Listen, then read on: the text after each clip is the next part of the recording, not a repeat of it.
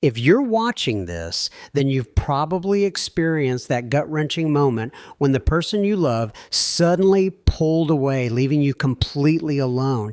Maybe they disappeared slowly. Maybe they just went cold overnight. Maybe they even told you they need space or aren't ready for commitment.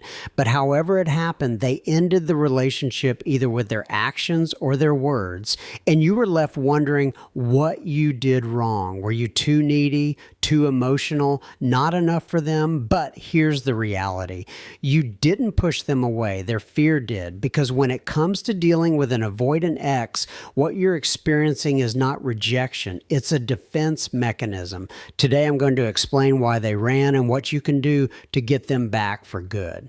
Understanding the avoidant mind. People with avoidant attachment styles are hardwired to fear closeness.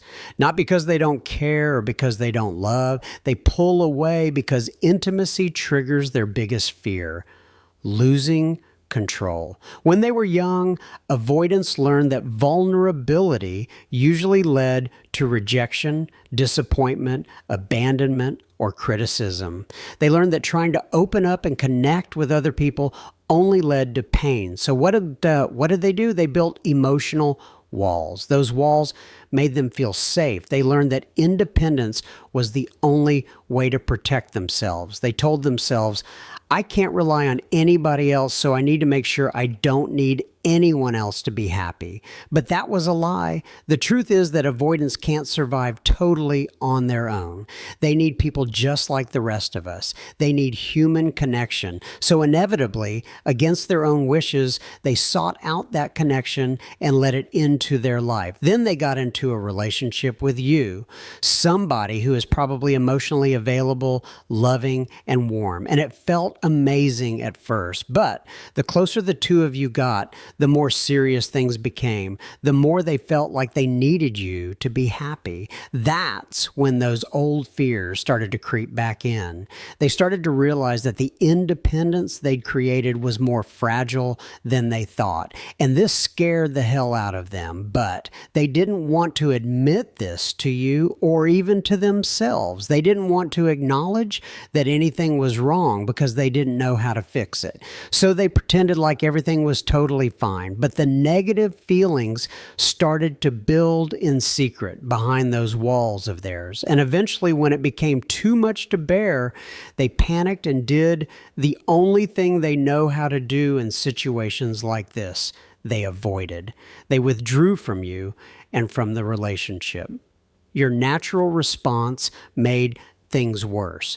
Here's where you may have messed up and fed into this negative cycle. Most people fall into this trap because it's the natural response to someone you love pulling away from you. Just like your avoidant ex, you panicked. But instead of pulling away, you went in the other direction. You chased them. You tried to fix the situation. You begged for another chance, and chances are, in your desire to feel better, you may have pushed too hard, trampled over your ex's boundaries, and maybe made things worse for yourself. So instead of getting that closeness you were looking for and repairing the connection, all you did was push them further away. By chasing them, you reinforce their fear that closeness equals pressure and loss of control.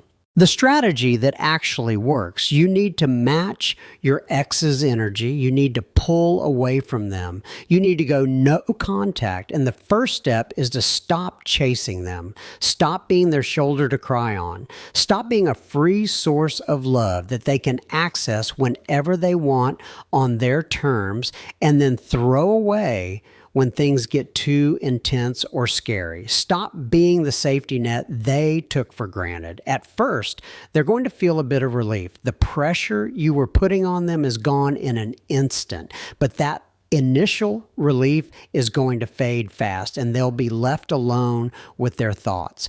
And all they're going to think about is how they messed up. When you withdraw, you're giving them evidence that the narrative they created, the one where they're this independent person who doesn't need anyone else, is a total lie.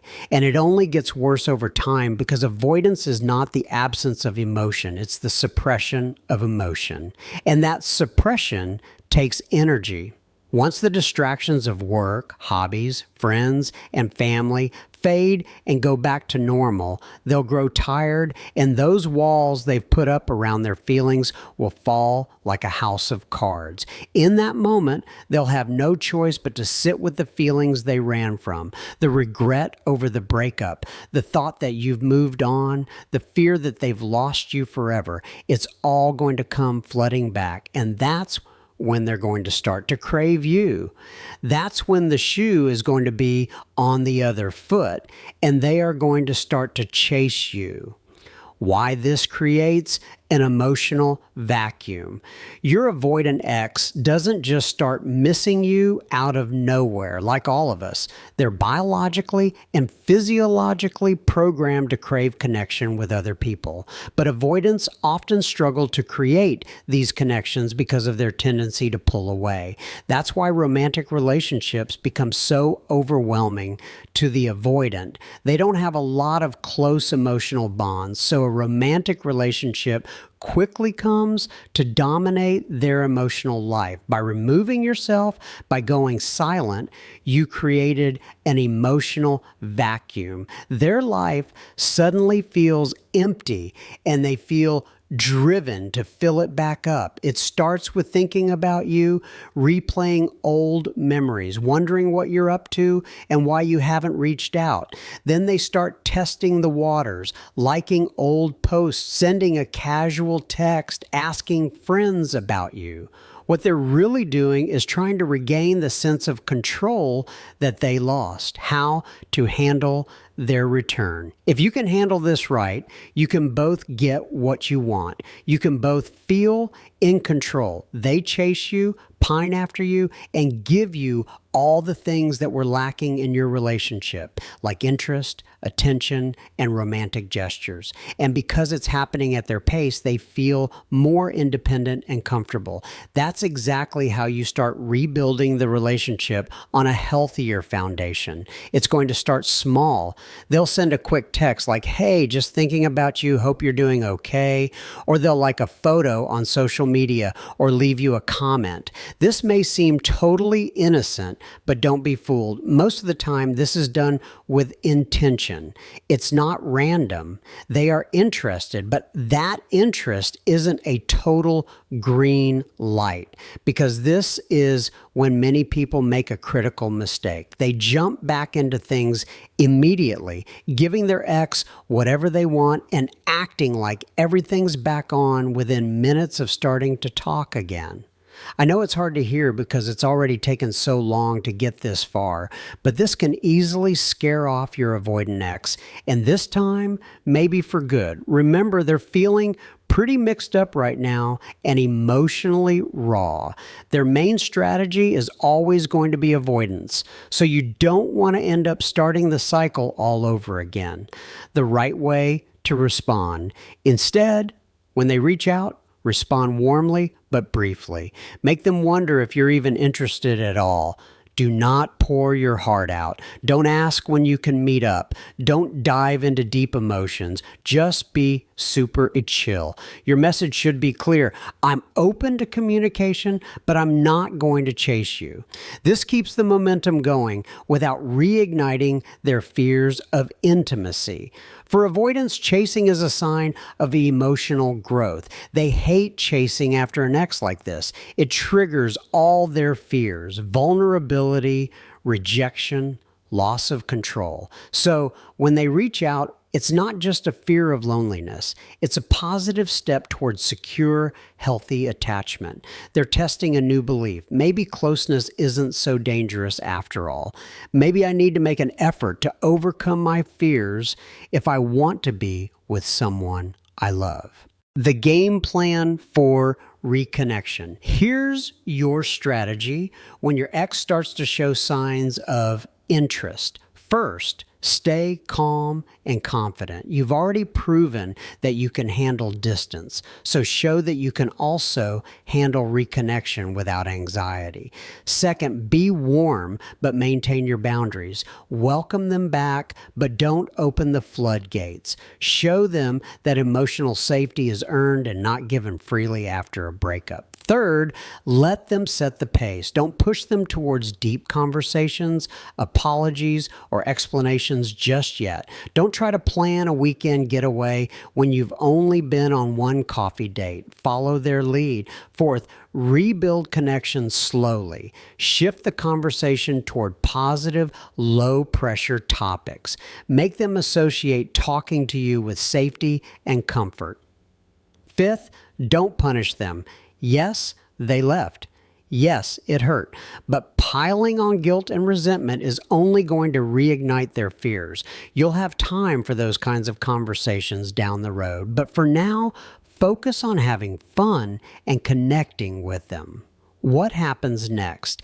If you follow this strategy, something amazing usually happens. Their initial testing the waters contact becomes more consistent outreach. You'll receive more frequent texts, calls, invitations to meet up, and eventually they'll start conversations that are actually about the relationship. They might say things like, "I've been thinking a lot about us," or "I missed what we had," or "I realize I messed up." This is the emotional reconnection phase where you start to build something more solid and less reactive.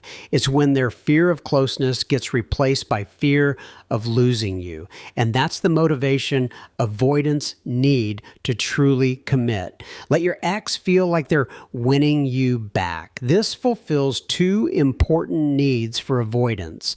They regain a sense of control and they feel emotionally rewarded for facing their fears.